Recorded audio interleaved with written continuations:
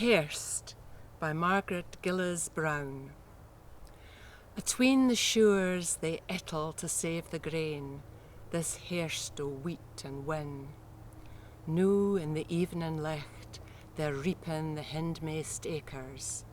The combine rattles up and doon lang distances. In front the lang reel turns, and knives like shark's teeth cut into gowd. Twa shoots at the hineraine spew oot chopped stray and chaff. Wi' that muckle stour, you'd think the harvester on fire. It sweeps on and never dachels, even when it jukes out its hollow arm to feed the waiting bogie, drawn by the dub-splash tractor, keeping accurate pace. The last lang whoosh o' grain and aff the tractor speeds, stottin' our ruts splashing through glower, throwing mud to the setting sun, to reach the hills o' gowd heaping in the barn.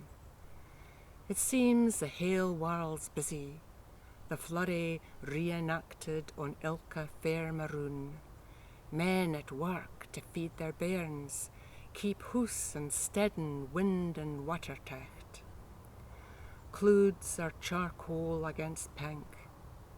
For a moment the sinking sun flares out. In the aftermath stubble turns a curious gowden reed. A bean late swallows jink about catching invisible thrips, and a hare, twa rubbits, scamper from the last strip o' standing grain. Hairst hour for another year. An all bunnet is thrown hech o'er the silent combine by way o' praise. The fusky bottles out on the kitchen table.